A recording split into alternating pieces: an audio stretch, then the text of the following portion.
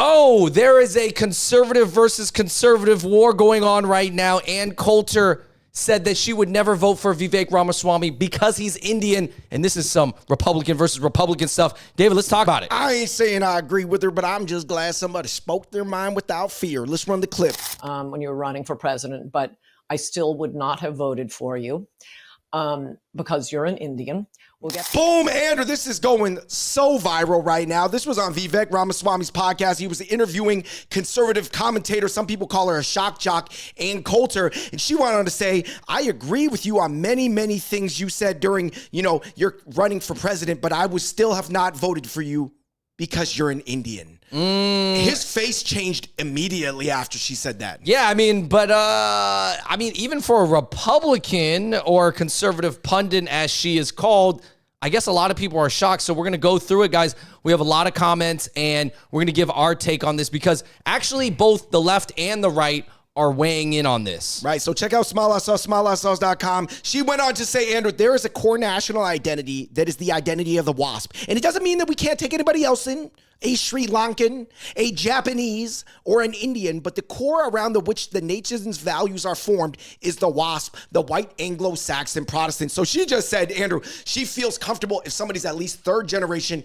and at least half WASP. Because she said Obama was even half WASP. Interesting. That was her argument. And I'm assuming, obviously, she was not a big fan of Obama either. Right. And it's interesting, if you guys really study history, German Anglo-Saxons went from Germany and took over England 1,000 years ago. So are English people just Germans from 1,000 years ago? I don't know, guys. It gets really complicated. Anyway, some people were saying that Vivek was one of those minorities that thought he was one of the good ones and could get by on his accomplishments and conservative ideals. But it goes to show you, in terms of a voting block, white people will never accept him on the right.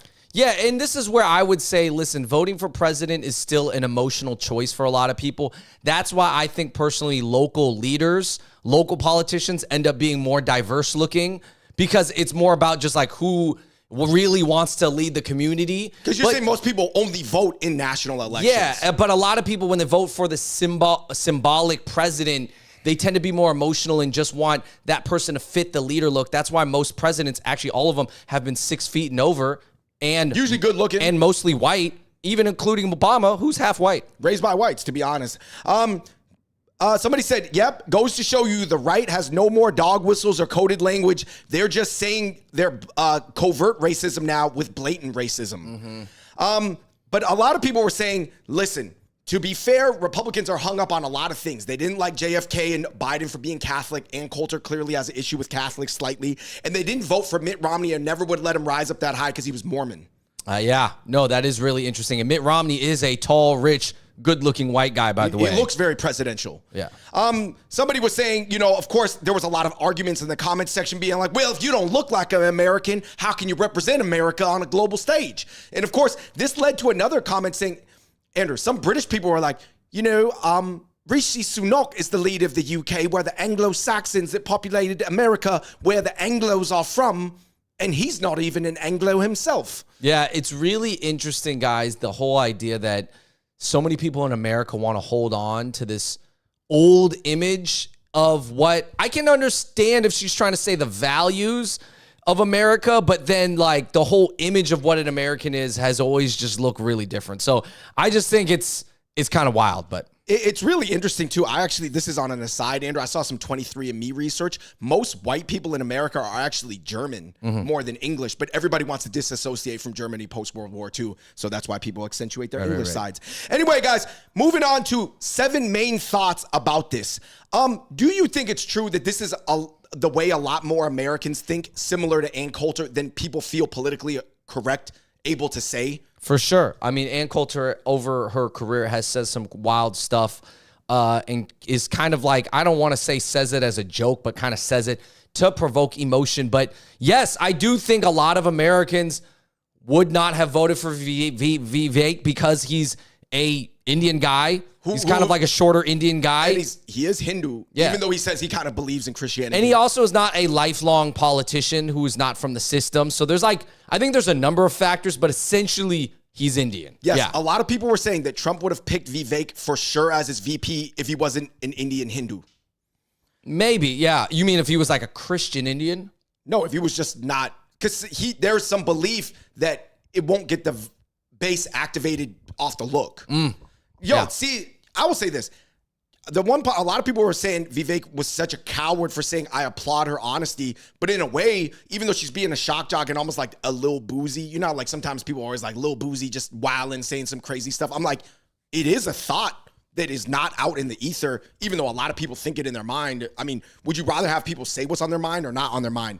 Number two, Andrew, referring to what Ann Coulter's theory is, are there just winners and losers in society? And if the Wasps won, was it their superior genetics that allowed them to win? So this is just like basically what she was kind of saying. Like she was saying the Wasp, the white Anglo-Saxon Protestant work ethic and the non-top-down thing versus Catholicism allowed them to just have like a better structure. And she's saying, I want presidents to represent that structure visually. So she's saying, because she did go on to say, and I watched part of the interview, she went on to say she's very much a lookist.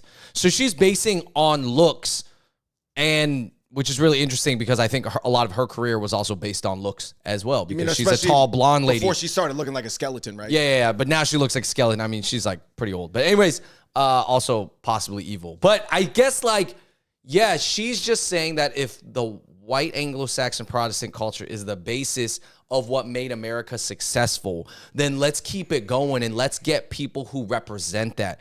But I think, there's a white person who's like doesn't look like that, but that could still represent it. I think that I would assume most people agree that now it is a time in America where like people can accept someone who doesn't look like that to represent those values, you know? Right. I thought she was going to maybe directly get at Vivek's, like maybe she's like, well, maybe you believe in the caste system secretly in your heart, but you don't want to let it on, and you're going to reflect that in America. I thought that would have been almost like even extra personal. Then you probably would have got at her. Point number three, Andrew, do the religious beliefs of a leader impact the way that they govern? Right? Like, for example, I guess a lot of capitalistic countries that have been successful are either Protestant or atheist. Like a lot of countries in East Asia are very economically successful too, and they're more like atheists. You could say they're Buddhist or Taoist, or I guess South Korea is more recently converted to Protestantism, but like they're not really impacted by religion. I just think that there's certain religions that vibe more with capitalism. Mm-hmm. Yeah, more than others. Point number four, Andrew. Is it because, Andrew, we have different genetics than Europeans or Western Europeans? Are we like ThinkPads? And the way she's viewing us is that you can't put Mac OS on a ThinkPad.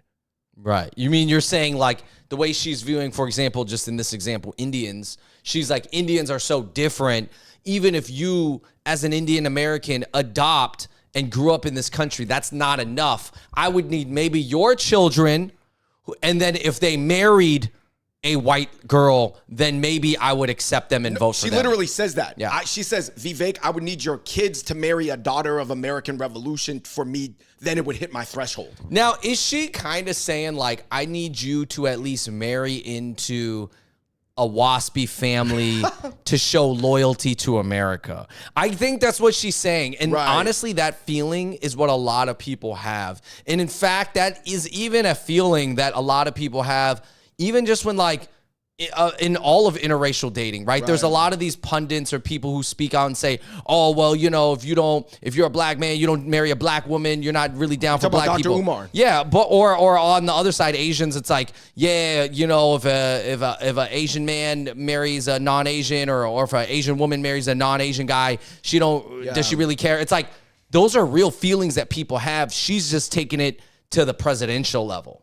Right. No, these are real feelings, and I don't want to necessarily demonize somebody for the feelings. I do understand a little bit where white people are coming from, where they're saying, oh, we get extra demonized for feeling the way that a minority can feel or blah, blah, blah. She does look like a demon now, though. Yeah, but you have to understand, too, there's also a historical context of oppression and power dynamics and how you exploit those power dynamic advantages of leveraging here and there, so that's a whole nother thing. What is acceptable to be honest about? This is point number 5, Andrew. Was Ann Coulter too honest, or are you in agreement with Vivek of like, I applaud her honesty? Well, here's the thing. Ann Coulter is not a politician. She's not an elected politician. She's a commentator, author. She's essentially famous for talking and giving hot takes.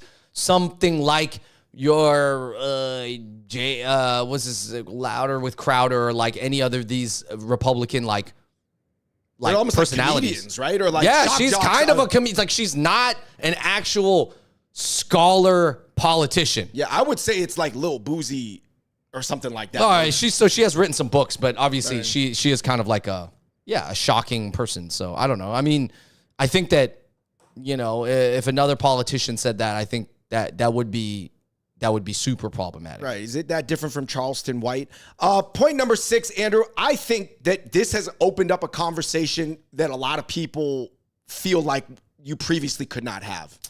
Yeah, I think it's interesting that because this clip went viral, a lot of people are having this conversation now. And obviously, I think at a baseline, you could say Ann Coulter is racist. I think that's true. She's racist. I believe it. That. I believe she has said enough racist I believe stuff. She believes that whoever looks like her is the best people. Yes. She's racist. But I also think a lot of people deep down are kind of racist too. So I think that hopefully this can possibly lead to some productive conversations. Maybe. Right. I mean, ultimately, guys, let us know what you think in the comments section below. For me, it was just weird to see, I guess, Vivek just act like that was just a real regular thing to say.